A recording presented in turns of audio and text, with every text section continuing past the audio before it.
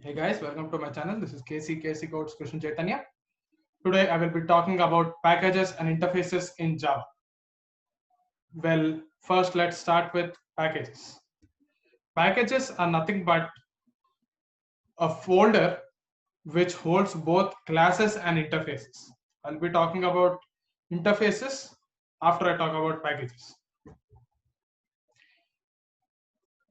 A package in Java is created using the package keyword. Now, since it is a package, it must be present inside another folder. So now let's create a package which will be present inside a folder called a.java.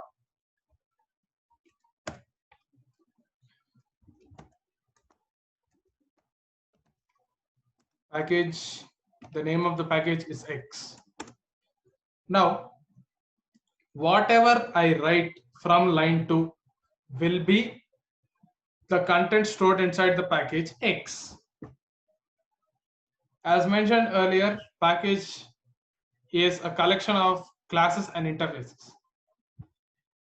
Now, for the time being, let us write only one class in the package X. Let us give it an access of public class A.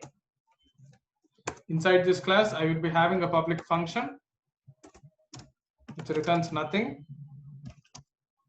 The name of this method will be M1. Inside this method, when the method is called, a simple print statement is executed.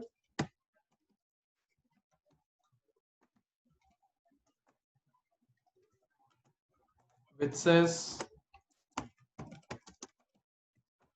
hello from package.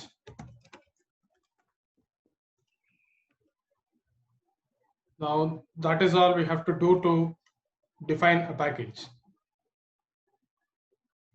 Now let's open the terminal and I would like to show you a thing.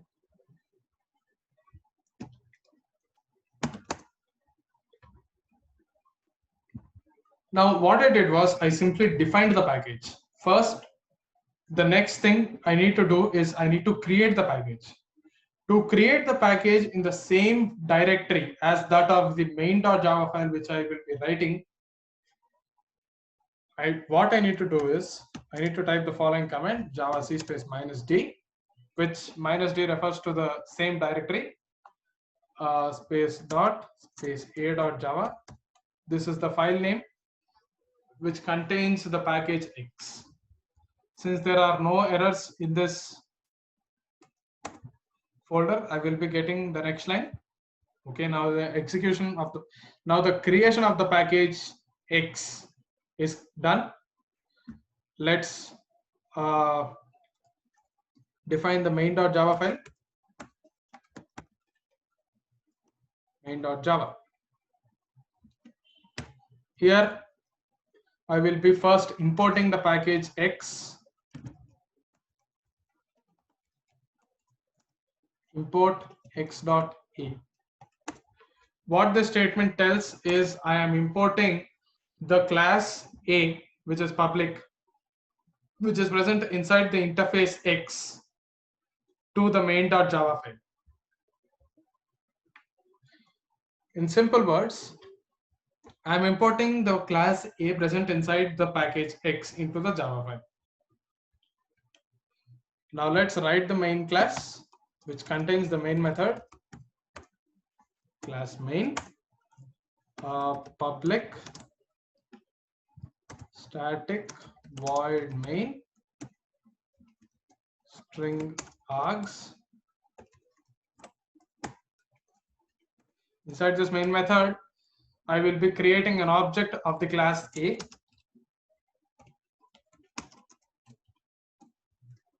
New A. And I will be calling the M1 method using the object a.m1. Now the package has been already created. Let's first compile the main.java file. Java c main.java. Since there are no errors here, I will go to the next line, and it's time to execute the file. And you can see the string hello from package, which is the string stored inside the M1 method printed to the terminal. This is what a package is. Now, let us talk about interfaces. Let me get rid of this code. I don't need this anymore.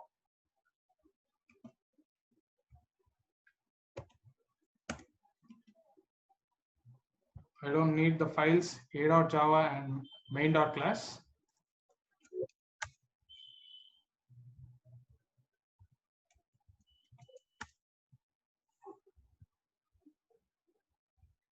Now there is an empty main method, empty main class, main.java file, inside which I will be writing the main class. Now an interface is a collection of abstract methods. An abstract method in Java is that which does not contain any body. For example, here I have a method A. This method is not abstract but concrete because it has a pair of curly braces. You don't need to write any content between these curly braces, but the pair of curly braces alone is enough to tell that the method A has a body. If I remove this curly braces and place a semicolon at the end of the closing parenthesis, I will be defining an abstract method. Okay, so let's first define an interface. To define an interface, I will be using the interface keyword. Interface. Let's give it a name of inter, or let's give it a good name. This is a common name given to interface is I. Unlike packages which does not contain any scope, the interface contains a scope because the main method will be written in the same file as of the interface. So that is the reason it has a scope. The scope is the gap between the opening and closing curly brace of a method or an interface or anything. So inside this interface, I have an abstract method which is public, which returns nothing, and the name of this method is n1. Since this is abstract, I will not be giving any body and closing the method with a semicolon. So now I need to inherit the method in the interface I into the class main.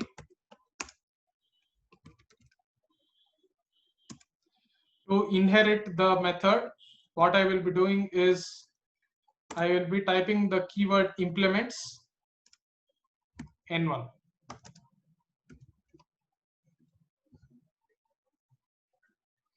This is like a normal statement, as you can observe. Class main implements n1.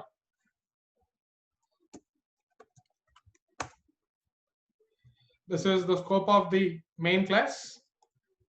Since this method n1 is an abstract method, this is not n1, sorry, I. This is the implements the interface I. Since the method n1 is abstract, I need to provide a body to the method n1 inside the child class. In this case, the child class of the interface I is main. Inside this main class, I must provide the body to the method n1. So public void n1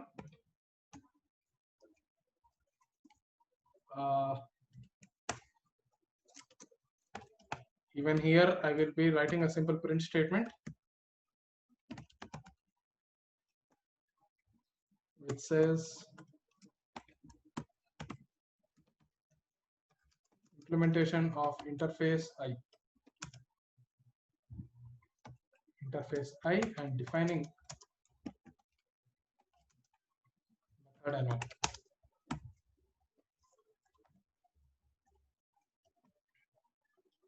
Now, after this, I need to provide an object. I need to call this method N1 through an object. To create an object, what I need is I need to create an object to the main class. I need to create an object to the main class because the main class is the class which has the definition of the abstract method N1. From now on, this method is not abstract. Now let's create the main method.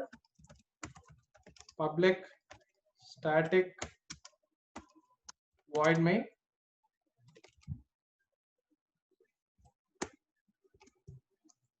String args.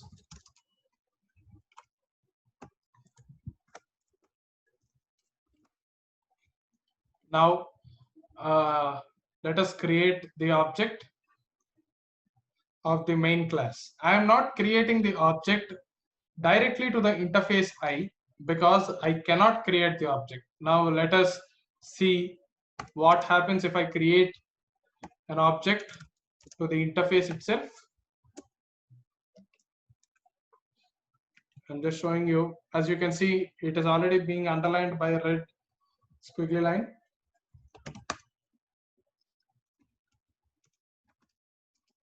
Java C main.java. As you can see, there is an error. Cannot be initialized. I space I is equal to new I. As this is an interface, I cannot provide an object to this because this interface contains an abstract method. As this class contains the definition of the method, I need to provide an object. I need to create an object to the class. So let's create the object to the class. The name of this object will be M. You can name it anything. Main space M is equal to new main. And now using this object M, I will be calling the N1 method which has definition.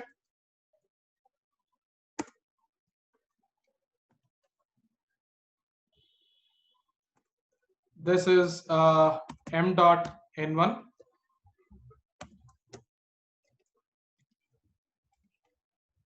As you can observe, there are no red lines here, which means that I can assure you that there are no errors, even though to execute the file, I need to compile it, right? So let's first clear the screen and compile the file. Java C main.java.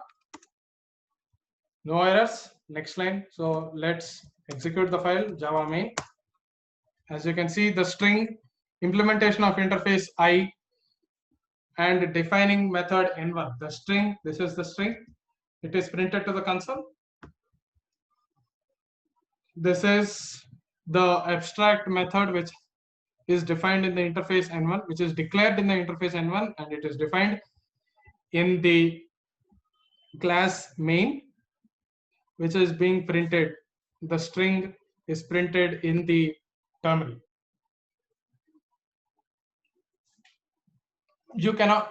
In Java, there is also no pointer. In Java, until C and C++, you know that you have been seeing pointers in C and C++. In Java, there is no concept of pointer at all. There is a point of reference and no point of pointers. There is no need to write pointer star p. There is no such statement in Java. Also, I forgot to mention one thing in yesterday's video. That is, in Java, execution happens with the help of JVM. It is the JVM or Java virtual machine which executes a Java program. Next, I will be talking about inheritance in Java in the next video. Okay, guys, that's all for today. If you like this video, please like, share, comment, and please do subscribe to my channel for further videos. Thank you. This is KC Krishna Chaitanya signing out.